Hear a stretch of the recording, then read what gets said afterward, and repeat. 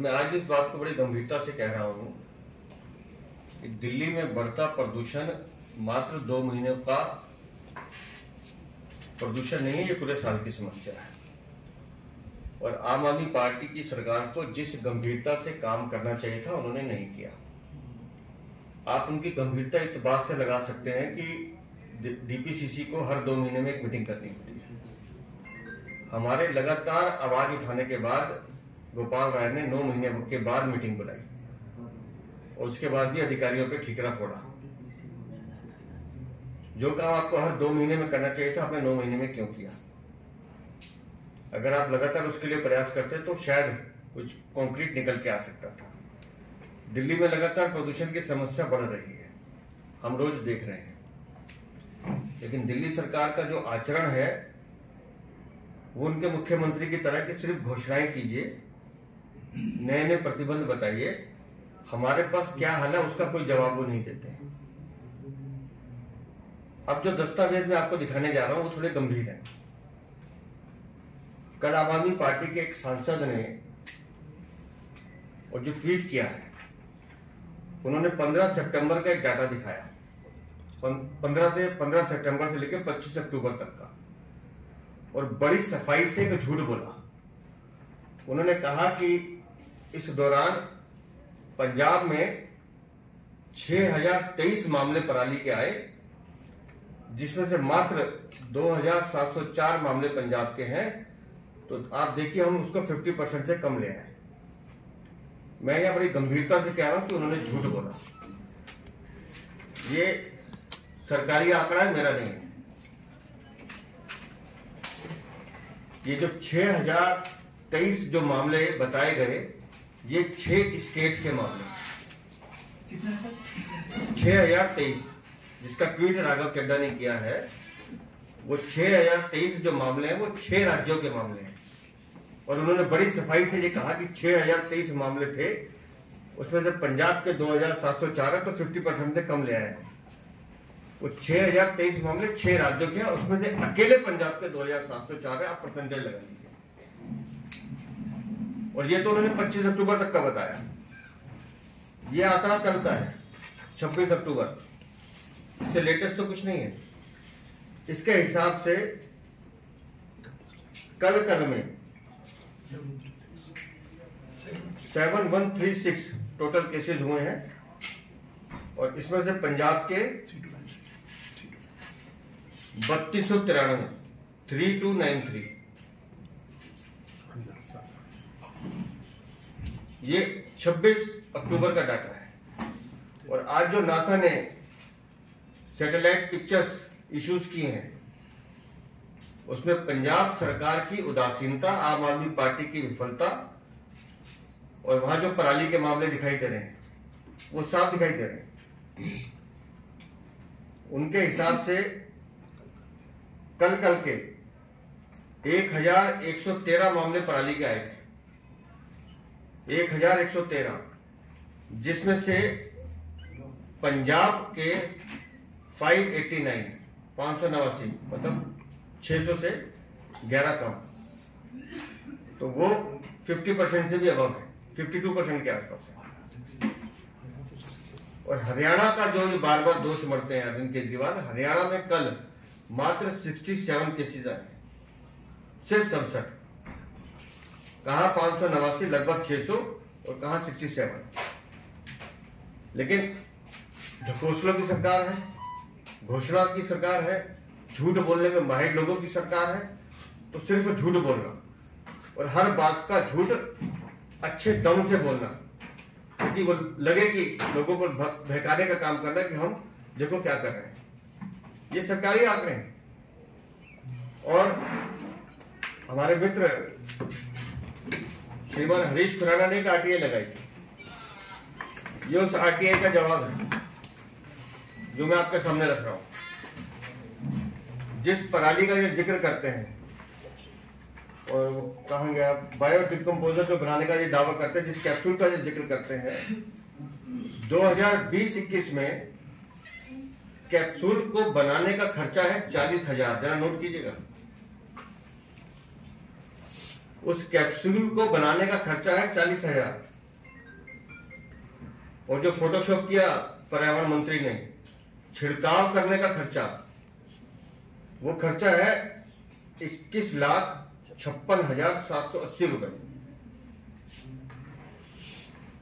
ये अपने आप में अनोखी दवा है। दवा की कीमत तो है 40 रुपए, लेकिन लगाने की कीमत है 21,56,780 रुपए। और 2021-22 में भी उसी दवा पे कैप्सूल का खर्चा इन्होंने किया 2 लाख रुपए, और उसको छिड़कने का खर्चा 43,95,757 रुपए। 2 लाख की दवाई है, खर्चा है 43,95,757 रुपए। अब इससे बड़ा खेल देखिए, ये तो कैप्सूल बनाने की कीमत और छिड़काव करने की कीमत, इसको प्रचार प्रसार, झूठा विज्ञापन, झूठ बोलना और कैसे इसको दिखाना, उस पर खर्च किए 15,80,36,828 रुपए। एक 40 रुपए का या 40,000 का जो कैप्सूल है, उसकी पब्लिसिटी पे आप खर्च कर रहे हैं 15,80,36,828 रुपए। ये वो आरटीआई का जवाब है, ये जवाब भी इन्होंने दिया है, ये जवाब भी इन्होंने दिया है। तो आप बताइए कि दिल्ली से आपने पोल्यूशन रोकने के लिए, प्रदूषण रोकने के लिए, पराली को रोकने के लिए एक भी ठोस उपाय पिछले 9 साल में नहीं किया है। आप सिर्फ झूठ बोलते हैं। अब आज से शुरू किया इंजन ऑफ, इंजन बंद। देखिए दिल्ली की सड़कों में जाके, और ईमानदारी से अपने हाथ में भी रखिए कि हम देखते हैं तो क्या देखते हैं। कल 1-2 दिन में वो अपने कार्यकर्ता खड़ा कर देंगे बोर्ड लेकर, और उनके फीस के नाम पे एक और बड़ा घोटाला करेंगे। और कोई बड़ी बात नहीं है, ये प्रतिबंध अभी आगे और बढ़ाएंगे, क्योंकि दिवाली सर पर है। पूरे हिंदू समाज का सबसे बड़ा त्योहार सर पर है। तो कोई बड़ी बात नहीं कि ऑड इवन शुरू कर दें कि घर से मत निकलिए, त्योहार मत मनाइए। लेकिन उसके अपार्ट ये जो डाटा है सरकारी, और ये जो खासतौर से राघव चड्ढा ने कल झूठ बोला है, ये दस्तावेज आपको दिखाने बहुत जरूरी थे कि अपनी कमजोरी, अपनी लापरवाही छुपाने के लिए ये किस स्तर तक नीचे जा सकते हैं, उसका उदाहरण आपके सामने है। तो मैं बार बार आपके माध्यम से माननीय मुख्यमंत्री से आग्रह करता हूं कि प्रदूषण की समस्या झूठ बोलने से दूर नहीं होगी। प्रदूषण के लिए आपको गंभीरता से उपाय करने की जरूरत थी, जो पिछले 9 साल में नहीं किए। ना प्रदूषण के लिए किए, ना यमुना के लिए किए। यमुना का डाटा मैं कई बार आपको बता चुका हूं। अगर आपने ईमानदारी से दिल्ली की जनता के लिए काम किया होता, तो आज